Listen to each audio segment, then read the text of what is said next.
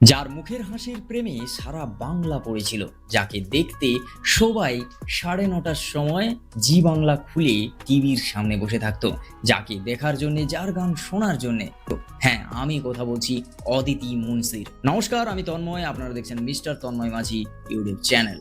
হ্যাঁ, আজকের কথা বলবো কীর্তনিয়া অদিতি মুন্সিকে নিয়ে। না, কীর্তনিয়া অদিতি মুন্সির থেকে এটা বলা ভালো এই মুহূর্তে পলিটিশিয়ান অদিতি মুন্সি। অদিতি মুন্সি, তাকে এই চোর স্লোগান কেন শুনতে হচ্ছে বলুন তো? এই ভিডিওটা পুরোটা দেখুন, আশা করি বুঝতে পারবেন। চ্যানেলে নতুন হলে অবশ্যই চ্যানেলটাকে সাবস্ক্রাইব করুন। অদিতি মুন্সি, কীর্তনিয়া অদিতি মুন্সি কীর্তন গান করতেন, বা বললে ভালো যে রাধা কৃষ্ণের গান করতেন। গ্রামে গঞ্জে বিভিন্ন স্টেজ শোতে প্রোগ্রাম করতেন অদিতি মুন্সি। সবাই তাকে চিনল যখন সে সারেগামা পাতে এলো।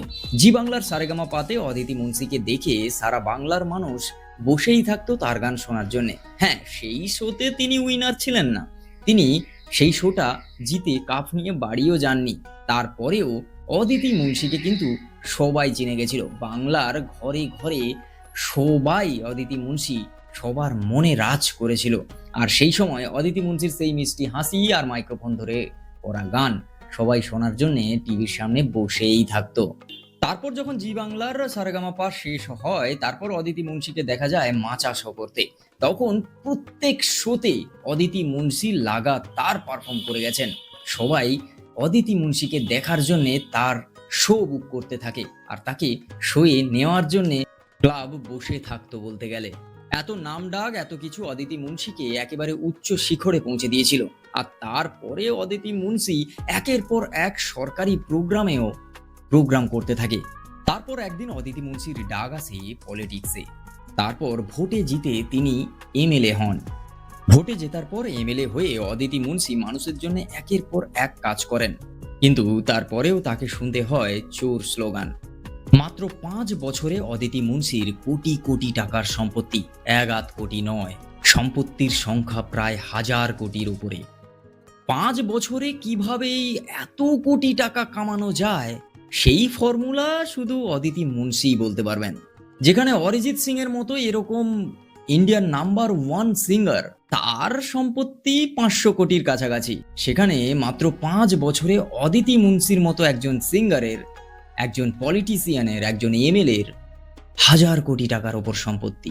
এই অঢেল সম্পত্তির কারণেই অ্যারেস্ট হতে হয়েছে তার স্বামীকে।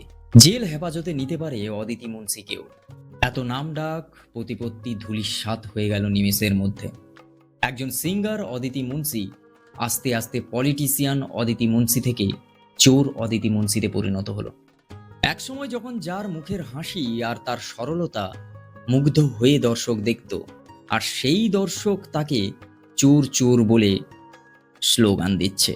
এখন সবার মুখে একটাই প্রশ্ন, কি এমন কাজ করলে এরকম টাকার পাহাড় বানানো যায়? অদিতি মুন্সি নামকরা সেলিব্রিটি থেকে এখন চোর। আজকের ভিডিও এই পর্যন্ত। যদি ভালো লাগে like, comment, share and subscribe my YouTube channel. আর তুমি যদি এই চ্যানেলে নতুন হয়ে থাকো, অবশ্যই চ্যানেলটাকে সাবস্ক্রাইব করো।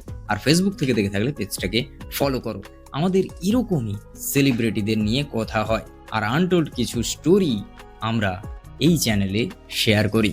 তো অবশ্যই চ্যানেলটাকে সাবস্ক্রাইব করে রাখো। দেখা হচ্ছে খুব তাড়াতাড়ি নতুন একটা ভিডিও। টাটা।